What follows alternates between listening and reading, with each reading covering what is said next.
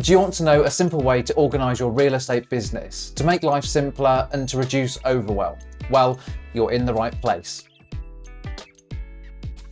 Hi, I'm Andy Gort. I'm here to help you systemise your real estate business so that you can free up your time to focus on your more important tasks. When you first start out in property, there can be loads to think about, whether it's sourcing deals, trying to find investors, deal analysis, viewings, etc. And it can be really difficult to try and squeeze everything in. That's why by the end of this video, you'll be really crystal clear about how to go and organise your business. You'll know what each of these various areas does, and also how to roll them out across your various tools and software in your business. Plus, at the end, I'll be sharing a bonus tip on how to go and use this structure in your diary so that you can go and prioritise your work, reduce overwhelm, and just be more productive. I've added timestamps for each section and links to the various tools and playlists in the description below, so do make sure you check those out. Plus, I'd love to hear, how do you structure your real estate business? Do let me know in the comments below. Firstly, let me explain the organisation. I've broken my business down into 8 key areas, which cover the various job roles, tasks, functions, etc. And those areas are strategy, sourcing, funding, finance, acquisition, delivery, team, and administration. So if those are the 8 areas, what do each of them do? Well, firstly, we've got strategy, and strategy is all about the overarching running of the business. So what are the goals? What does the head of the business intend? It's about tracking with KPIs, OKRs, etc. So it's all about setting the direction and the forward-thinking aims of the business. Then we've got sourcing, and sourcing is about finding the deals. So whether it is looking online, doing direct-to-vendor marketing, liaising with sources, the sourcing part is all about finding those property deals. Then we've got funding, and funding specifically relates to raising finance for these deals. So it's all about maybe finding JV partners. We run a weekly newsletter for investors, etc. So it's all about the money side of these deals themselves.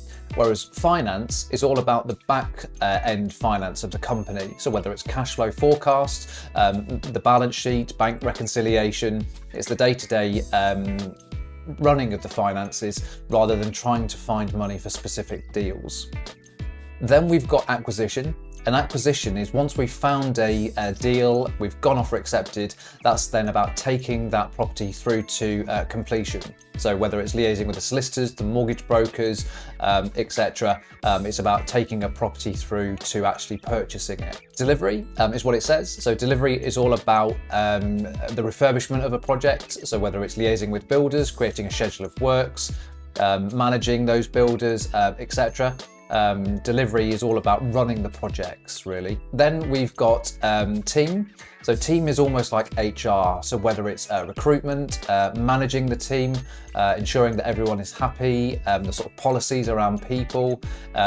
Team is about running the people side of the business. And then finally, we've got administration, and this does what it says on the tin. So whether it's managing people's diaries, dealing with paperwork, managing the post, all of those sort of niggly non-value add bits to the business, which still need to be done, that's also got its own department. So those are the 8 various areas of my real estate business. So now what I'm going to do is show you how you can go and implement those in your various tools that you use to run your business. If you're not sure what tools to use in your real estate business, then I've done a whole video on it about my top 10 tools to use in your real estate business. So do check it out. The link is above, but also in the description below. So the first tool that I'm going to show you around is Notion. So if we take the structure that we described earlier, what I've done in my Notion account is actually use their team spaces feature, and I've gone and created corresponding team spaces that have got the same name. So strategy, sourcing, acquisitions, all the way down to administration. And what's great about this is that each one has got its own homepage. So for example, in sourcing, I've got a sourcing dashboard and various bits in here. So each one of these can have private, self-contained information to keep everything nice and ordered. But also you can give different people different access. So for example, the people who are involved in the finance part of your business may not need to know about the sourcing part of it. They could be completely separate. So this makes it really easy to go and give various permissions, keep everything nice and structured, but also it's also nice and tidy, and it relates to the different parts of the business across all of your tools. So for example, let's just go and have a look in administration. So here I've got the databases part of my Notion workspace. So we've got the standard operating procedures. I've got in here a departments database. So this is used throughout the Notion workspace. And again, we've got the same departments. So delivery, administration, sourcing, etc. What roles relate to those various departments. So whether it's the funding coordinator or the sourcing manager. And then we can also add different things. So we've got some people who are associated to the delivery part. I've got here some navigation bits. So yeah, it's consistency throughout your tools and everything that you use, so everybody knows what each section means in each of those tools. Again, I've got roles, which then have the various departments, meeting notes. So if I have a one-to-one with the team, then that would go into, well, this is a one-to-one with the sourcing. So each of them are all related to their departments. Projects as well would all be related to the delivery part, the delivery department. All right.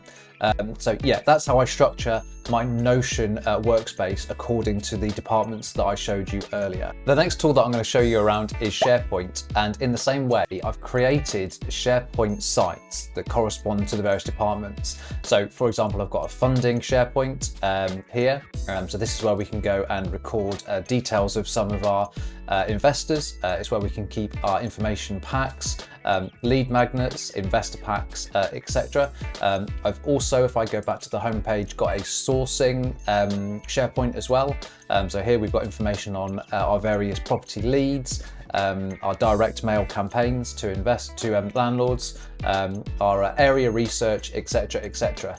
And again, because everything is so specific and compartmentalized, it makes it a lot easier for people to quickly navigate to the area of the business that they're interested in, to find documents or tasks or projects or people. So far we've got sourcing, finance, admin, team, etc. So that's how we structure our SharePoint site. As an example, it also makes it a lot easier to save documents. So for example, imagine that this was a landlord letter. So just a test one. If I then go up to File and Save As, I can use the SharePoint sites here, so online locations, and I can go to SharePoint, and here we've got sites on the left-hand side. And again, same department, sourcing, finance, funding, administration, etc. And then I can save it into the right SharePoint site. So it all integrates together.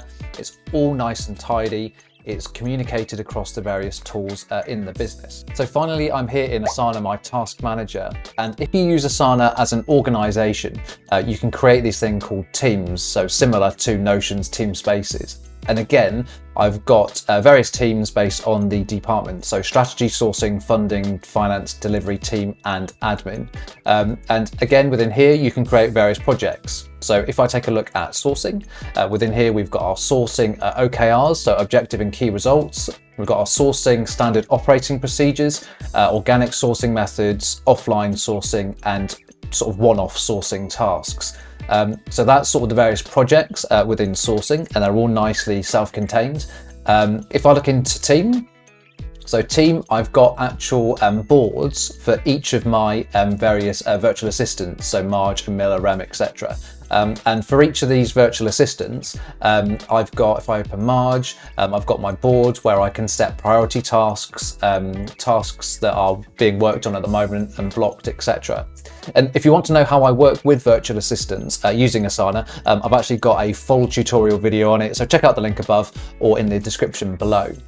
But as you can see, it's just that consistency across all of these tools based on the departments. It's easy to navigate to where you need to, and I've implemented that across so many different tools and places in my business. I hope you're finding this video useful with loads of value. If you are, please do give it a thumbs up for the YouTube algorithm. I would really appreciate it. Thanks.